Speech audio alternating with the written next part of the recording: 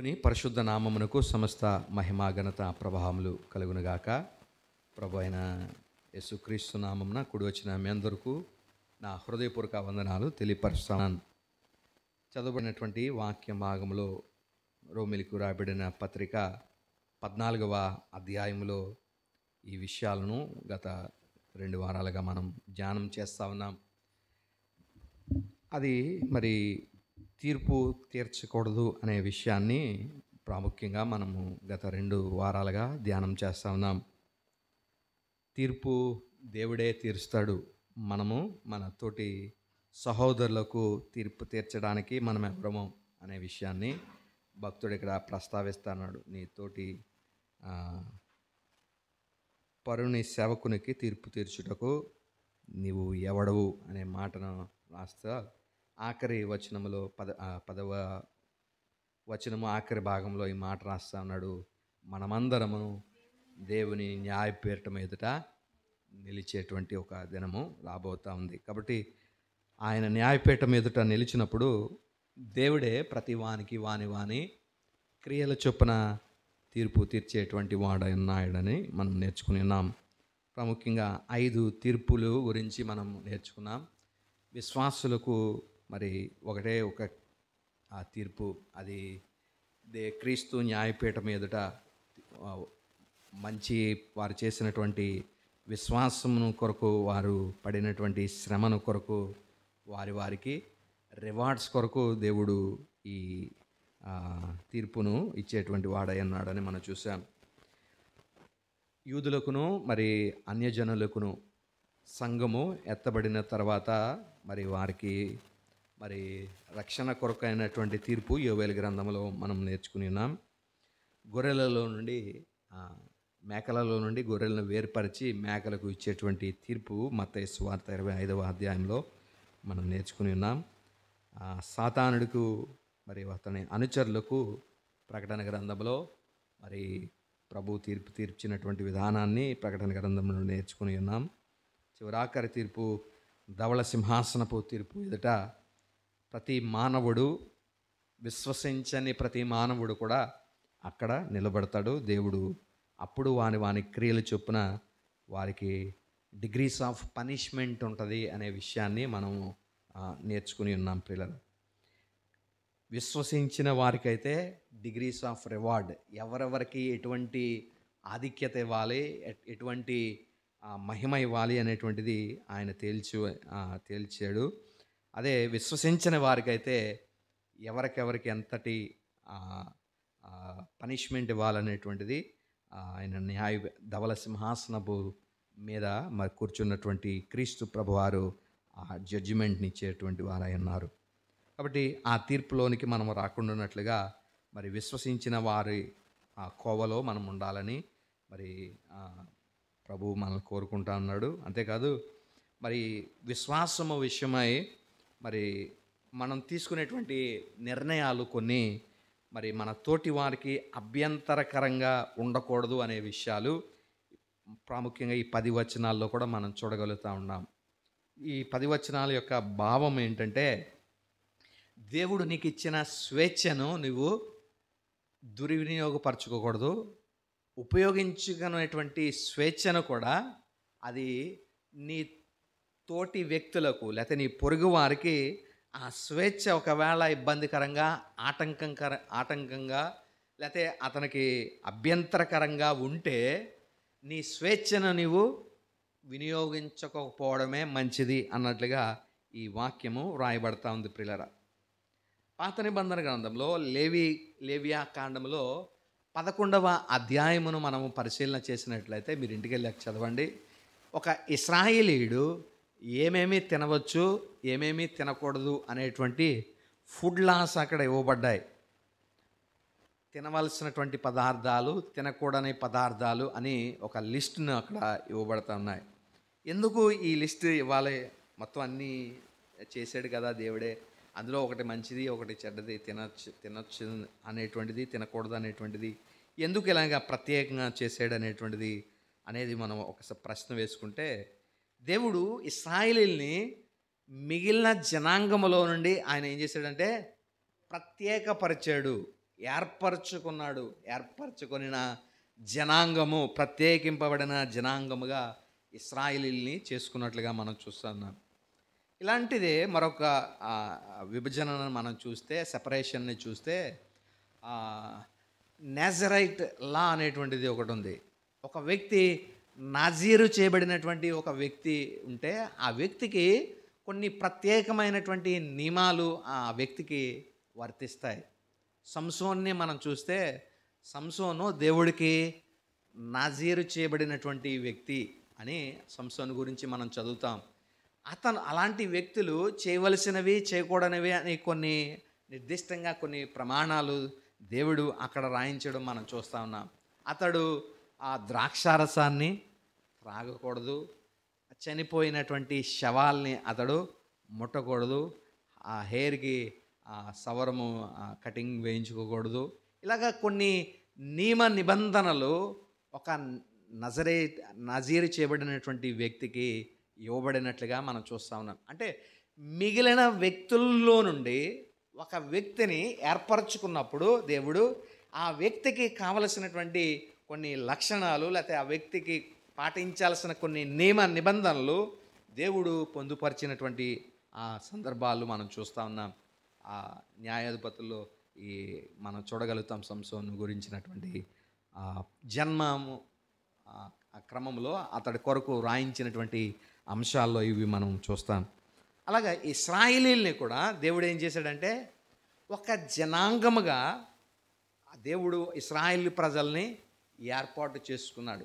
వీరు ఇశ్రాయేలీలు ప్రజలు ప్రత్యేకపరుచుకుని దేవుడే వారికి ఎలా ఉన్నాడంటే రాజుగా ఉండి ఆయనే తన ప్రజలను పరిపాలన చేసి చేయడానికి కొరకు దేవుడు ఇష్టపడినట్లుగా మనం చూస్తూ ఉన్నాం. చూడండి, ఒక రాజ్యానికి ఒక set of rules and regulations ఉంటాయి కదండి. యుఎస్లో కొన్ని రూల్స్ ఉంటాయి, ఇండియా కొన్ని రూల్స్ ఉంటాయి, యూకేలోకి వెళ్తే కొన్ని రూల్స్ ఉంటాయి. అలాగా ఒక్కొక్క దేశము వారు తమ దేశ ప్రజల కొరకు తమ దేశము మిగిలిన దేశాల కన్నా ప్రత్యేకమైంది అనిపించుకోవడానికి వారికి కొన్ని నియమ నిబంధనలు, కొన్ని కల్చర్స్ వారికి ప్రతి దేశానికి ఉంటాయి. అలాగే దేవుడు మిగిలిన జాతుల్లో నుండి, మిగిలిన జనముల్లో నుండి ఇశ్రాయేలుని ప్రత్యేకపరచడానికి దేవుడు ఏం చేశాడంటే కొన్ని నిబంధనలు దేవుడు వారికి పెట్టాడు. నేను ఏర్పరచుకున్న జనాంగం కాబట్టి మీరు ఈ రీతిగా ఉండాలి, ఇలా ఉండకూడదు, ఇలాంటివి తినాలి, ఇలాంటివి తినకూడదు, నన్ను ఆరాధించేటప్పుడు ఇలా ఉండాలి, ఇలాగ ఆరాధించకూడదు అని ప్రతివీ కూడా కొన్ని set of rules and regulations దేవుడు ఇశ్రాయేల్ ప్రజల కొరకు దేవుడు ఏర్పాటు చేయడం మనం చూస్తూ ఉన్నాం. కాబట్టి అలాగా ఆ రూల్స్ అండ్ రెగ్యులేషన్స్ ఏవైతే తినచ్చు తినకూడదు అనేటువంటివి, కొన్ని దినాలని ప్రత్యేకపరచడం, కొన్ని దినాలు మరి సాధారణమైన దినాలుగా, కొన్ని దినాలు సాధారణమైన కాకుండా అవి కొంచెం పవిత్రమైన దినాలుగా అప్పటి రోజుల్లో దేవుడు వాటిని ఏర్పాటు చేయడం మనం చూస్తూ ఉన్నాం.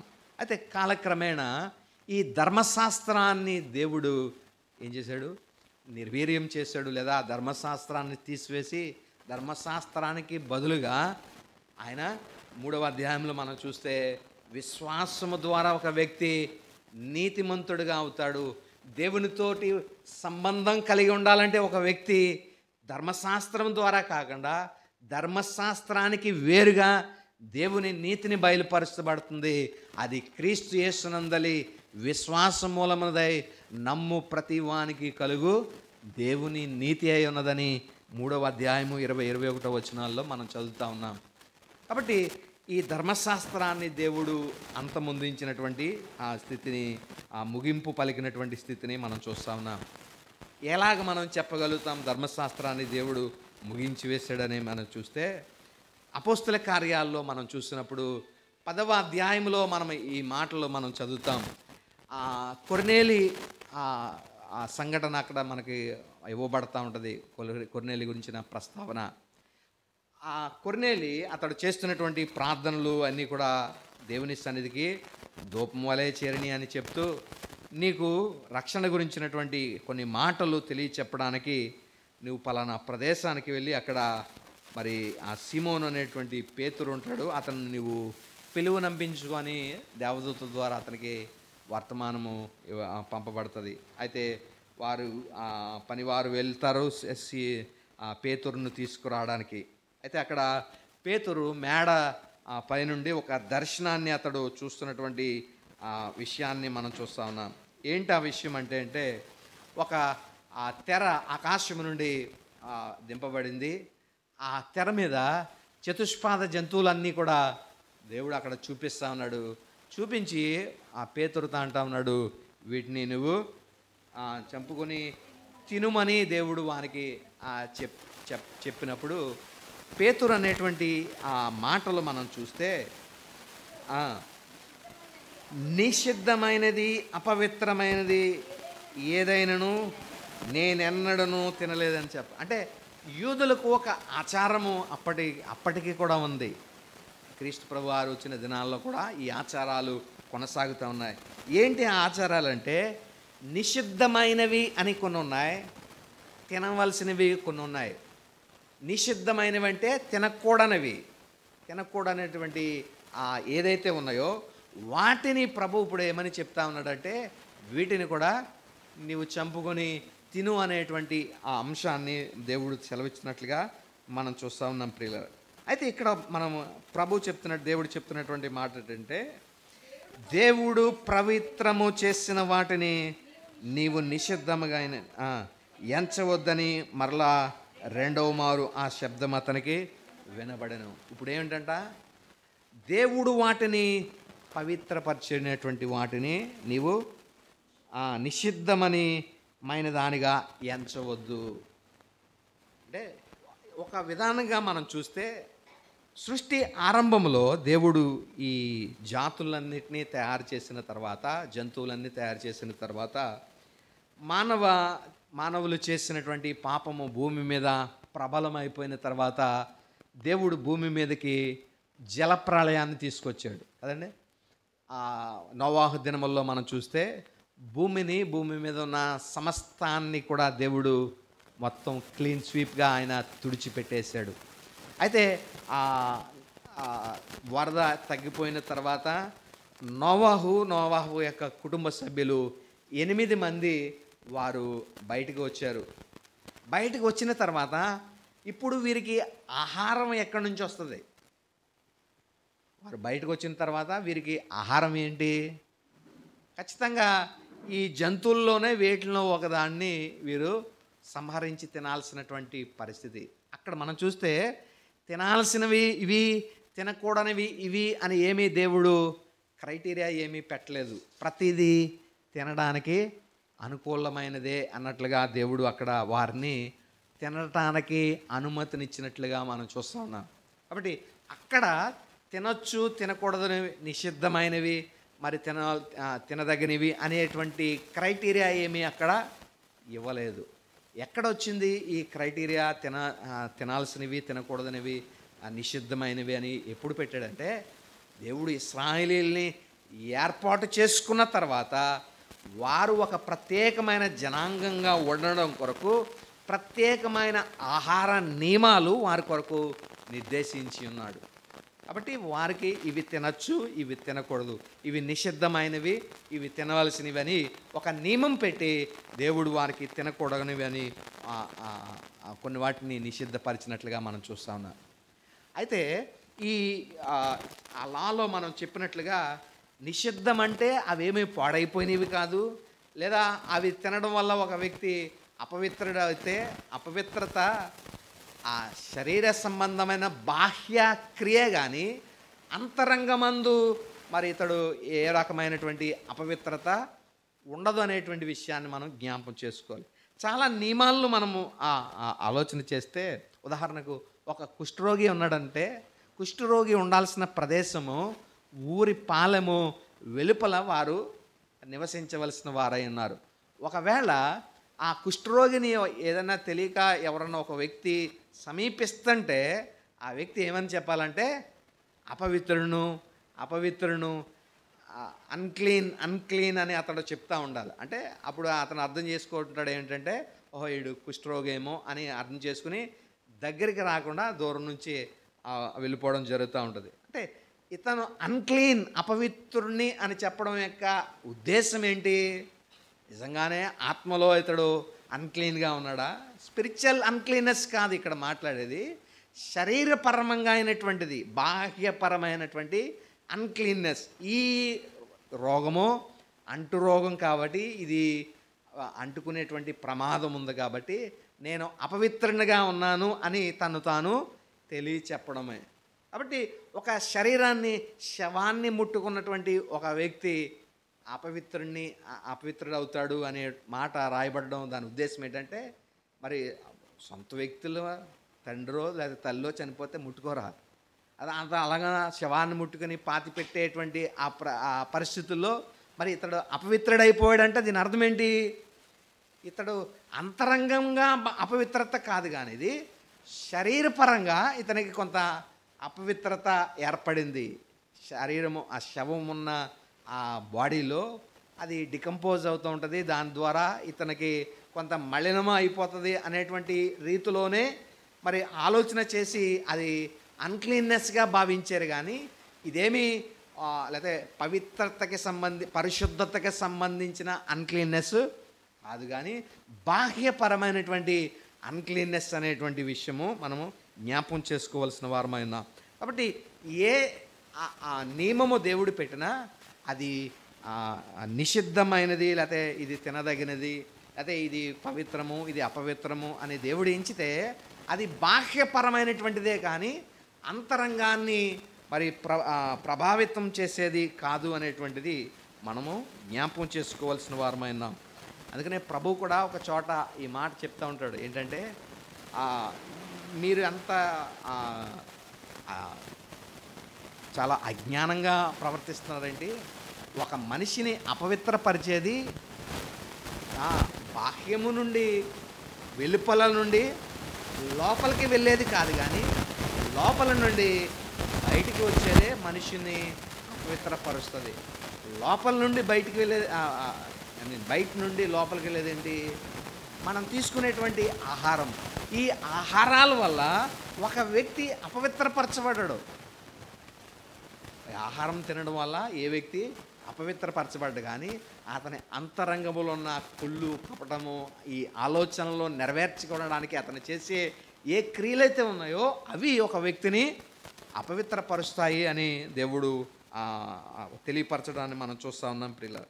కాబట్టి ఒక మనిషిని దేవుడు అపవిత్రంగా లేకపోతే ప్రకటించాడంటే పాత నిబంధనలో అది మోరల్ అన్క్లీన్నెస్ కాదు, కానీ బాహ్యపరమైనటువంటి అవుటర్ శరీరపరమైనటువంటి అన్క్లీన్నెస్గా మనం భావించాలని మనం జ్ఞాపం చేసుకోవాలి ప్రియులారా. కాబట్టి దేవుడు ఆ కొర్నేలి సంఘటన వద్ద పేతురుకు ఒక పాఠాన్ని నేర్పిస్తూ ఉన్నాడు. ఏంటంటే, నేను ధర్మశాస్త్రాన్ని క్యాన్సిల్ చేశాను,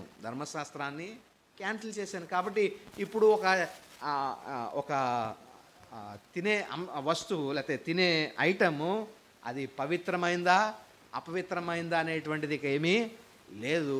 ప్రభు అన్నిటినీ కూడా ఇప్పుడు పరిశుద్ధపరిచాడు, లేకపోతే తినటకు యోగ్యమైందిగా దేవుడు ఎంచుతున్నాడు అని పేతురుకు చెప్పడాన్ని మనం చూస్తూ ఉన్నాం.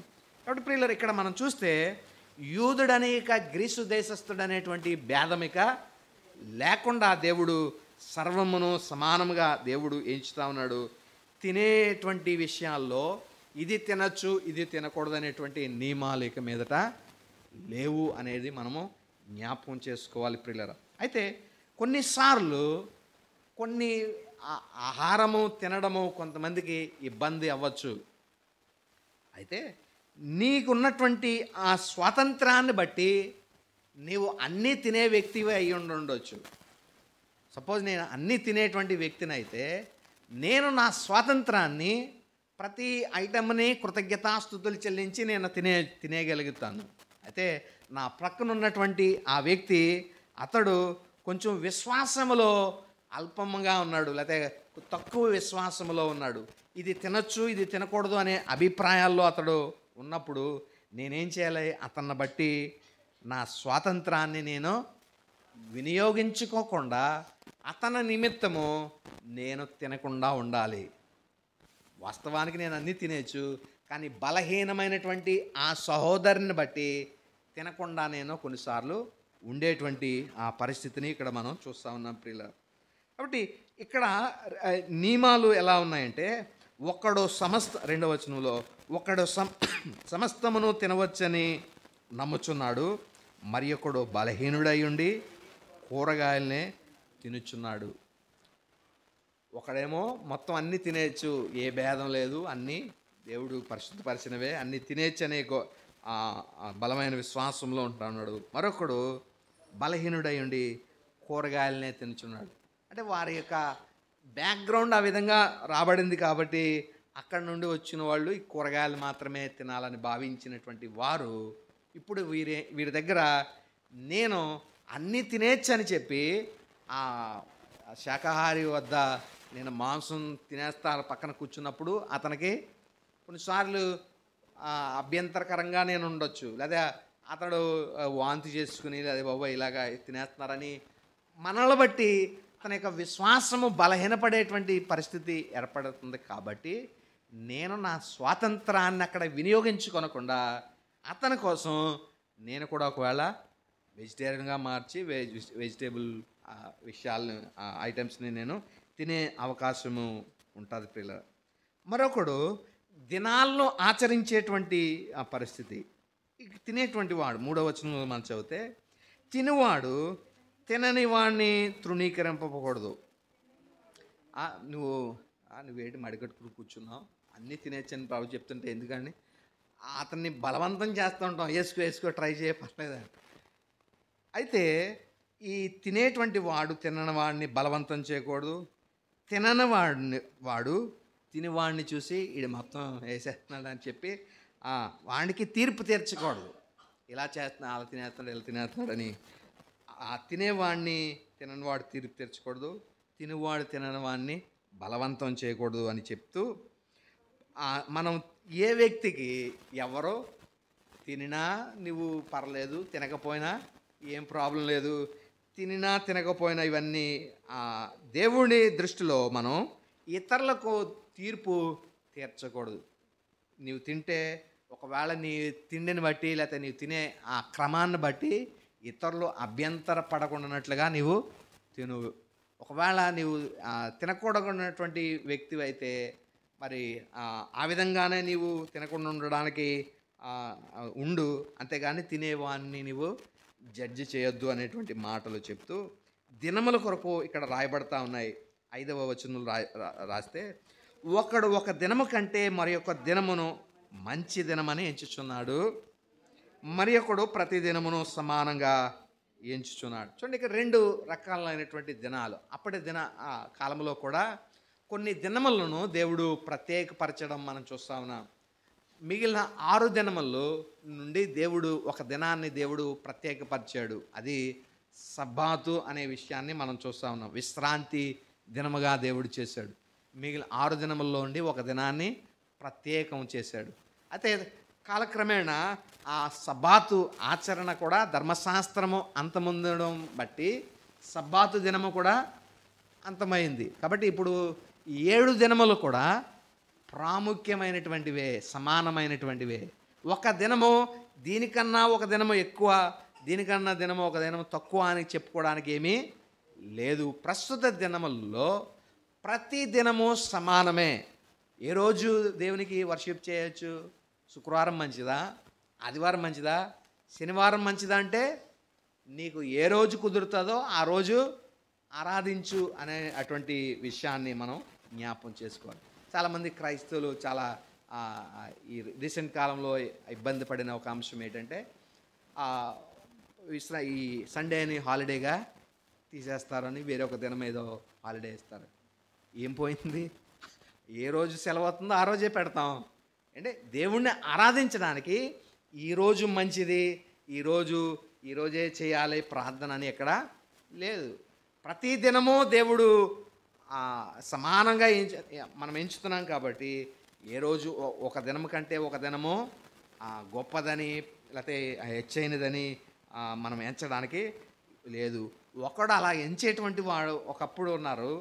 విశ్రాంతి దినాన్ని పరిశుద్ధంగా ఆచరించడానికి విశ్రాంతి దినాన్ని గొప్ప చేసినటువంటి ఒక పరిస్థితి ఉంది. అయితే ఇప్పుడు ప్రతిదినము సమానంగా మనము ఎంచుతూ ఉన్నాం ప్రియులారా. ప్రతివాడు తన మటుకు తానే తన మనస్సులో రూఢీపరుచుకును. దినమును లక్ష్యపెట్టువాడు ప్రభు కొరకే లక్ష్యపెట్టుచున్నాడు. తినువాడు దేవునికి కృతజ్ఞతాస్తుతులు చెల్లిస్తున్నాడు కాబట్టి ప్రభు కోసమే తినుచున్నాడు. తిననివాడు ప్రభు కోసము తినుట మాని దేవునికి కృతజ్ఞతాస్తుతులు చెల్లించున్నాడు. అతడు తినినా కృతజ్ఞతాస్తుతులు చెల్లించు తినాలి. ఒకవేళ తినకపోయినా ఇది తినట్లేదు ప్రభా నీకే స్తోత్రం అనుకుంటా అతడు తింటున్నాడు కాబట్టి తినను తినకపోయినను అది అంశమే కాదు. ఒకవేళ మనం బ్రతికినను ప్రభువారమే, చనిపోయినను మనము ప్రభు కొరకే మనం చనిపోతున్నాం. కాబట్టి తినే విషయాల్లో ఈ పట్టింపులు మనం పెట్టుకోకూడదు అనే విషయాలు మనం గమనించాలి. ఒకవేళ నీకు దేవుడు అలాంటి స్థితి అనుగ్రహిస్తే, విశ్వాసంలో దృఢమైన స్థితి అనుగ్రహిస్తే, అన్నిటినీ తినేటువంటి స్థితి ఉంటే తిను. ఒకవేళ నీ పొరుగువాడిని పక్కన ఉన్నాడు, బలహీనమైన వ్యక్తి ఒకవేళ నీ పక్కన ఉన్నాడు అనుకో, అతన్ని బట్టి నీ స్వాతంత్రాన్ని ఉపయోగించుకోవడం కొంచెం మాని వేరే చోట నువ్వు తినడానికి ప్రయత్నించు అనే విషయాన్ని మనం గమనించాలి ప్రియులారా. అయితే ఇక్కడ ఉన్నటువంటి ఈ బలహీనమైన విశ్వాసము, బలమైన ఈ విశ్వాసం అని ఇవి ఉన్నాయి కదా, ఇవి మరొక విశ్వాసము దీని సంబంధం మనం చేయకూడదు. ఇదేంటంటే అప్లికేషన్ విశ్వాసం అన్నమాట. అంటే ఇది క్రీస్తు యేసును నేను దేవుని కుమారునిగా ఎంచుతూ ఆయన నా కొరకు ప్రాణం పెట్టి లోకానికి వచ్చాడు, నా కొరకు నా పాపముల కొరకు ఆయన చనిపోయాడు. చనిపోయి మూడవ దినాన్న తండ్రి కుడి పార్శ్వమునకు ఆయన ఆరోహణమయ్యాడు. ఆయన ప్రస్తుతం రాజుగా ఉన్నాడు. ఆయన తన రాజ్యమును చేయడానికి మరలా రాబోతున్నాడు. వచ్చి ఆయన 1000 ఏళ్ళు భూమి మీద పరిపాలన చేయబోతున్నాడని మనం ఉంచేటువంటి ఆ కోర్ ఫెయిత్ ఏదైతే ఉందో అది కాదు ఇక్కడ మనం మాట్లాడేది. బలహీనమైన విశ్వాసం, బలమైన విశ్వాసం ఇది దేని కొరకంటే ఇది అప్లికేషన్ ఆఫ్ ఫెయిత్ అన్నమాట. అంటే విశ్వసించినటువంటి క్రమములో మనం కొన్ని వాటిని కొంచెం తక్కువగా లేకపోతే కొన్ని వాటిని ఎక్కువగా మనము విశ్వసించేటువంటి స్థితి ఉంటుంది. దాని కొరకు ఈ మాటలు రాయబడతా ఉన్నాయి. ఉదాహరణకు యోహాను సువార్తలో మనం చూసినట్లయితే యేసుక్రీస్తుని చాలామంది విశ్వసించారు. ఆ విశ్వసించిన వారందరూ ఈయన దేవుడి కుమారుడని నమ్మినటువంటి వారు కాదు. దేని కొరకు వారు విశ్వసించారు? వీరు ఏదైనా గొప్ప అద్భుతాలు చేస్తాడేమో అని చెప్పి ప్రభునందు విశ్వసించినటువంటి వారు ఉన్నారు. అయితే దేవుడు వారికి తను తాను వశం చేసుకోనలేదు అనేటువంటి ఆ మాట రాయబడుతుంది. చూడండి, ఆ మాట చదువుదాం. 2వ అధ్యాయంలో యోహాను సువార్త 2వ అధ్యాయము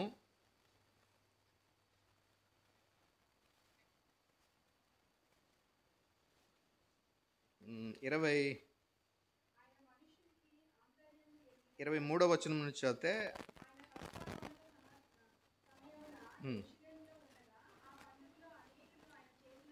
అనేకులు ఆయన చేసిన సూచక క్రియలను చూచి ఆయన నామమందు విశ్వసించారు. అయితే యేసు అందరిని ఎరిగిన వాడు గనక ఆయన తన్ను వారి వశము చేసుకొనలేదు.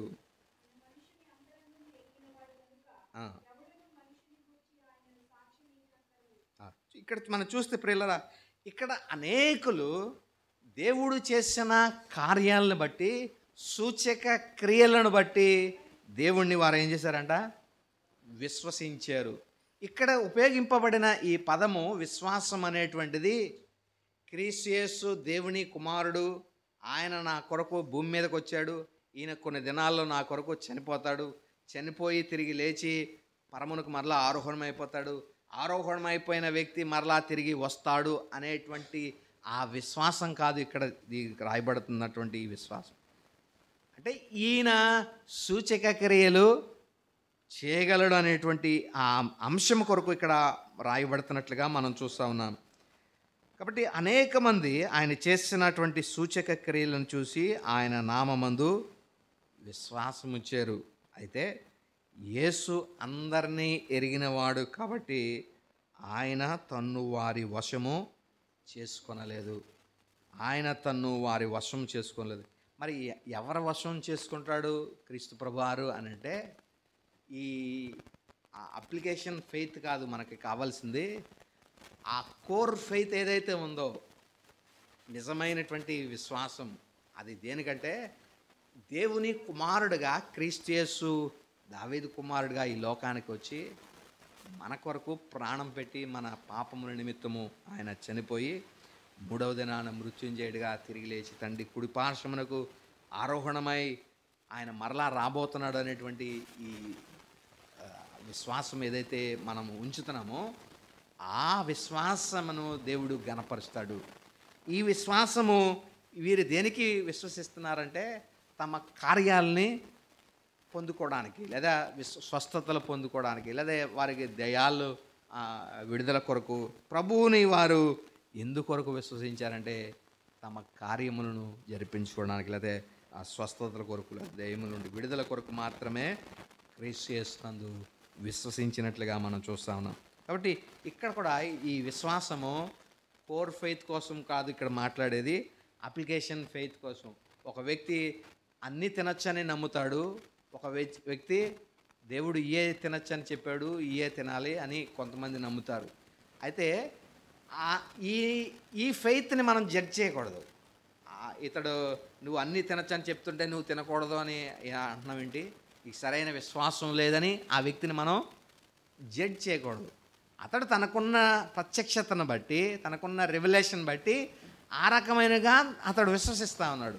అయితే ఈ తినేవాడు తినకున్న వాడిని బలవంతం చేయకూడదు, తినని వాడు తినేవాడిని జడ్జ్ చేయకూడదు అనేటువంటి ఈ విషయాన్ని మనం జ్ఞాపకం చేసుకోవాలి ప్రియులారా. కాబట్టి ఒక వ్యక్తి తినను ప్రస్తుత డిబేటబుల్ అంశం కూడా ఇదే. ఒక వ్యక్తి విగ్రహాలకు అర్పించిన దాన్ని తినచ్చా తినకూడదా? ఇప్పుడు మనం ఏం చెప్తాం, తినచ్చా తినకూడదంటే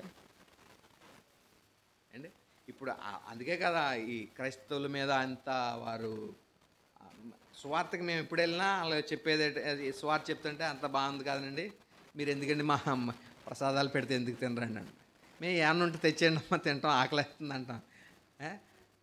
అంటే ఇప్పుడు తినకపోవడం వల్ల వాళ్ళకి మనం ఏమవుతున్నాం, దూరం అవుతున్నాం. అసలు ఈ రకంగా మనం ఆలోచన చేస్తే అవి నిజమైనవేనా? పోనీ ఒకవేళ వాళ్ళకి దేవతలకే అర్పించారు, నిజమైనవేనా అవి? అంటే మన కీర్తన భాగం బట్టి మనం చూస్తే అవి వట్టివి, అవి చెవులుండి వినవు, చేతులుండి అవి నోరుండి మాట్లాడవు, కళ్ళుండి చూడవు. ఇలాగా దీని కొరకు వివరణ ఇస్తున్నప్పుడు అవి ఒట్టి మాటలకి చేసినప్పుడు ఇంకా దానిలో ఇంకా మలినము, అదే ఆ అపవిత్రత, నువ్వు తినినప్పుడు కృతజ్ఞతాస్తుతులు చెల్లించి దాన్ని పరిశుద్ధ దేవునికి ప్రార్థన చేసి నువ్వు తింటే అది నీకేమీ ప్రమాదం కాదు అనే విషయాన్ని మనం గమనించాలి. ఒకవేళ అలాగా అందరూ సరైన ఫెయిత్లో గట్టి స్థిరమైన విశ్వాసంలో ఉన్నవాళ్ళు అనుకోండి తినేయచ్చు మనం. ఒకవేళ మనం ప్రక్కన బలహీనుడైనటువంటి విశ్వాసి ఉన్నాడు అనుకోండి, అతని కొరకు నేనేం చేయాలంటే ఇది తినేస్తే దెయ్యాలకి అర్పించింది, తినేస్తున్నాడు అపవిత్రుడైపోతాడు అనే రీతిలో ఇతను ఆలోచన తక్కువ విశ్వాసంలో ఉన్నాడు అనుకోండి, అతని కొరకు నేను దీన్ని తినకుండా మానేయాలి. అదే నా ప్రక్కన ఉన్నటువంటి వ్యక్తి స్థిరంగా అతడు కూడా ఇది ఏమి కాదన్నటువంటి విధానంలో ఉంటే తినేయడంలో ఏమాత్రము సమస్య ఏమీ లేదు పిల్ల. అయితే నాకున్న ఈ స్వాతంత్రాన్ని నేను ఎలా వినియోగించుకోవాలనేటువంటిది నా చేతిలో ఉంది. అది ఎవరి మీద ఆధారపడి ఉందంటే నా తోటి ప్రక్క వ్యక్తుల మీద ఆధారపడింది. వారు ఫెయిత్లో బలంగా ఉంటే వారిని బట్టి నేను ఒకవేళ బలంగా ఉన్నారు కాబట్టి నేను ఏదైనా తినేచ్చు అనే స్టాండ్ నేను తీసుకుంటాను. ఒకవేళ వారు బలహీనలుగా ఉంటే వాళ్ళని బట్టి నా స్వాతంత్రాన్ని నేను ఉపయోగించుకోనకుండా వారి కొరకు నేను ఆలోచన చేస్తాను. ఎందుకంటే ఇది ఒక శరీరము అనే విషయాన్ని మనం జ్ఞాపకం చేసుకోవాలి. సంఘము ప్రజలందరూ కలిసి, విశ్వాసులందరూ కలిసి ఏమవుతున్నారంటే ఒక సంఘముగా ఉన్నాం. ఈ సంఘములో వివిధ రకాలైనటువంటి అవయవాలుగా మనందరం ఉన్నామని 12వ అధ్యాయంలో మనం నేర్చుకున్నాం. కాబట్టి వివిధ అవయవాలుగా ఉన్నటువంటి మనము ఒక అవయవం కొరకు ఒక అవయవం తన స్వేచ్ఛని మానుకుంటా ఉంది. ఒక అవయవం కొరకు తన స్వేచ్ఛని మానుకునేటువంటి పరిస్థితిని మనం చూస్తూ ఉన్నాం. అలాంటి ఆ పరిస్థితుల్ని మనము ఇక్కడ రాయబడుతుంది. తినేటువంటి వ్యక్తి తినకూడని వ్యక్తిని బట్టి తన స్వాతంత్రాన్ని మానేసేటువంటి పరిస్థితిగా మనం చూస్తూ ఉన్నాం ప్రియులారా. కాబట్టి క్రీస్తు యేసు ప్రతి ఒక్కరికి కూడా ఆయన ఈ న్యాయము తీర్చేటువంటి వాడుగా ఉన్నాడు. కాబట్టి ఆయన న్యాయ సింహాసనం మీదట మనము నిలబడతాం. కాబట్టి తీర్పు తీర్చేటువంటి వాడు దేవుడే. మనం ఇతరులకు తీర్పు తీర్చకూడదనేటువంటి విషయాలు మనం గమనించుకోవాలి ప్రియులారా. కాబట్టి ప్రేమతో, సహోదరుని పట్ల ప్రేమతో మనం ప్రవర్తించాలి. నేను అన్ని తినేస్తానక అని మనము సహోదరులు అభ్యంతరకరంగా వారికి మనం ఉండకూడదు.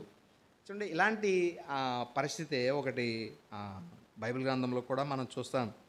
పేతురు విషయంలో మరి ఒక అభ్యంతరకరమైనటువంటి విషయము పేతురు జరిగించాడు. ఏంటంటే అతడు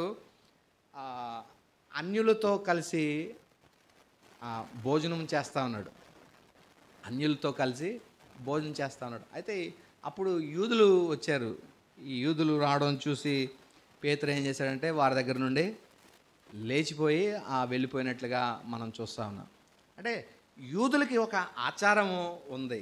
ఏంటంటే వారు అన్యులతో కలిసి భోజనం చేయరు.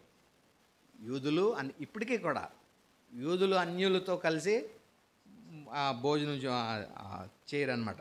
కాబట్టి ఈ రకమైనటువంటిది మరి యూదులు రాగానే మరి వారికి భయపడి మరి అపోస్తుడైనటువంటి పేతురు మరి అన్యుల దగ్గర నుండి భోజనం చేయకుండా లేచిపోయినటువంటి సందర్భం కూడా మనకు ఉండింది ప్రియులారా. అయితే దేవుడు పేతురుతో కూడా దాన్ని అపోస్తుడైన పౌలు దాన్ని ఖండిస్తూ అతనికి బుద్ధి చెప్పడం కూడా మనం చూస్తూ ఉన్నాం. చూడు, వెనక వచ్చినటువంటి వాడు అపోస్తుడైన పౌలు. అయితే పేతురు హైయెస్ట్ పొజిషన్లో ఉన్నాడు, ఒక బిషప్ స్థాయిలో ఉన్నాడు అంత్యోక్య సంఘానికి. అలాంటి స్థితిలో ఉన్నటువంటి ఆ వ్యక్తిని కూడా కరెక్ట్ చేయడానికి ఏమాత్రం వెనకాడలేదు. ఎందుకంటే అతను చేసేది నువ్వు అలా వెళ్ళిపోవడము అంటే భోంచేయడం తప్పని అతను చెప్పట్లేదు. వాళ్ళకి భయపడి నీవు వీళ్ళ దగ్గర నుంచి లేచిపోయి వెళ్ళిపోవడము తప్పనేటువంటి విధానము మరి అక్కడ మనం చూస్తూ ఉన్నాం. అంటే దేవుడు ఒక వ్యక్తిని అదే ఒక స్టాండర్డ్ని తీసివేసిన తర్వాత ప్రజలందరూ సమానం అనేటట్లుగా గలతీలకు రాయబడిన పత్రికలు కూడా మనం చూస్తాం. మనము సున్నతి పొంది ఉండుట యందు కానీ సున్నతి పొందకపోవుట అందు కానీ ఏమీ లేదు అనేటువంటిది దేవుడు చెప్తుండడం మనం చూస్తూ ఉన్నాం. అంటే సున్నతి పొందినవాడా సున్నతి పొందనివాడా అనేటువంటి భేదమును దేవుడు తీసివేశాడు. అన్నీ తినేవాడా లేకపోతే తిననివాడా భేదం ఏమీ లేదు. ఒకటి రోజుల్ని పరిశుద్ధంగా ఎంచేవాడా లేకపోతే రోజులు సమానంగా చూసేవాడా ఈ భేదం లేదు. ఏ భేదమూ లేదు. గ్రీసు దేశస్థుడని లేకపోతే యూదుడని లేదు, స్త్రీ అని పురుషుడని భేదం లేదు, తినేవాడు తిననివాడని భేదం లేదు, రోజులు ఎంచేవాడు ఎంచనివాడని భేదము లేదు అనేటువంటి విషయాలు ఇక్కడ మనం చూస్తూ ఉన్నాం ప్రియులారా.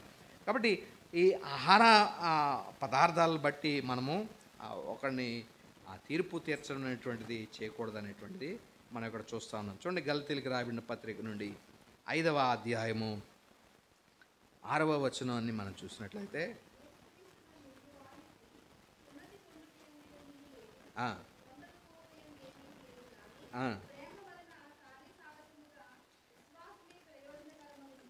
ప్రేమ వలన కార్యసాధకమగు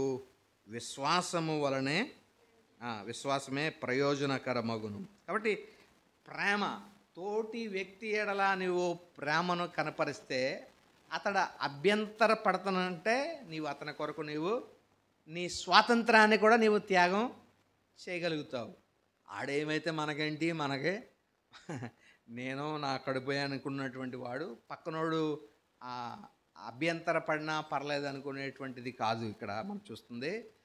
ఈ ప్రేమ దేవుడు అంటే ఒక శరీరములో మనం ఉంటున్నాం కాబట్టి తోటి అవయవాన్ని మనం ప్రేమించాలి.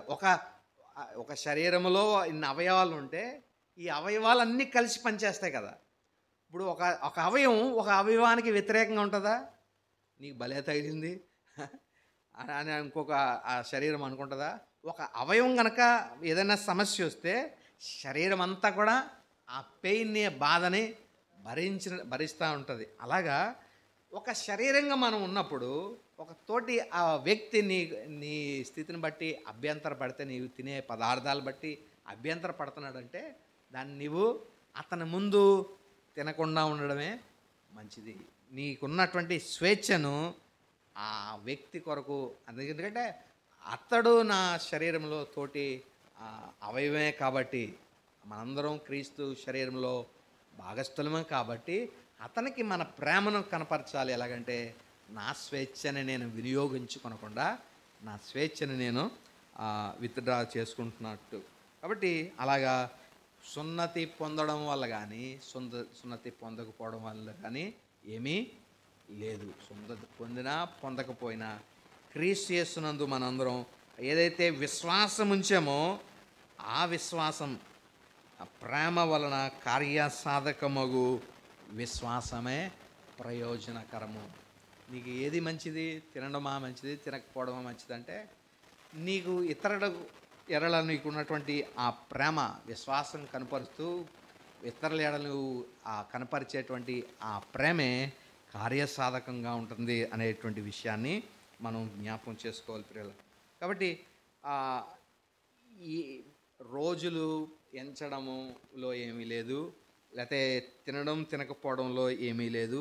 తినను తినకపోయినను మనమందరం కూడా క్రీస్తు వారమై ఉన్నాం. ఇలాంటి విషయాల మీద డిబేట్స్ అనవసరం, వాదనలు పెట్టుకోవద్దు అని మొదటే ఆ వచనంలోనే రాయబడుతుంది. సంశయములు తీర్చుకొనుటకు వాదాలు పెట్టుకోవద్దు. తినచ్చా తినకూడదు అనేటువంటి ఈ సెకండరీ అంశాల మీద మనము వాదాలు కూడా మనకి అనవసరమైనటువంటి విషయాలు మనం జ్ఞాపకం చేసుకోవాలి పిల్లలు. కాబట్టి ఒకసారి దేవుడు ఇది పెట్టాడని అంటే చూడండి, చాలామంది వాదిస్తూ ఉంటారు ఏంటంటే అక్కడ కూడా రాయించింది దేవుడే కదండి అంటారు.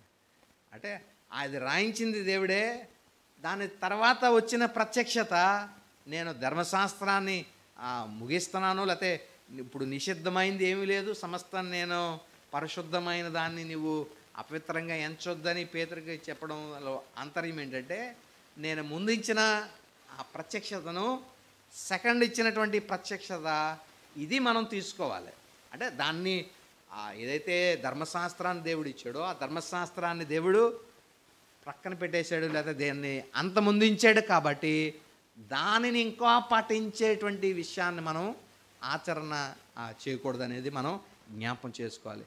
దేవుడు పాత నిబంధనలో తీసుకుని వచ్చి చాలామంది అడుగుతూ ఉంటారు, పాత నిబంధనలు ఇలా ఉంది కదా, మరి మనం ఇలా చేయాలి కదా అనేటువంటిది ఆలోచన చెప్తూ ఉంటారు. అయితే ధర్మశాస్త్రాన్ని దేవుడు ఆయన కొట్టివేసి ధర్మశాస్త్ర స్థానములో నీతిని, విశ్వాస సంబంధమైన నీతిని తెరపైకి తీసుకొచ్చాడు. కాబట్టి ఈ లేటర్ రెవల్యూషన్ ఏదైతే ఉందో అది ఫార్మర్ రెవల్యూషన్ని అది అధిగమించేదిగా ఉంది. కాబట్టి ప్రస్తుతం నూతన నిబంధనలో ప్రభు ఇచ్చిన ఈ ప్రత్యక్షతను మాత్రమే మనము తీసుకోవాల్సిన వారమై ఉన్నామనేటువంటిది మనం గమనించాలి ప్రియులారా. కాబట్టి ఏ ఆచారమైనా, లేకపోతే ఏ రోజును గురించి అయినా, లేకపోతే ఏ యొక్క ఆహార పదార్థాల గురించి అయినటువంటి ఈ డిబేటు అవసరం లేదు.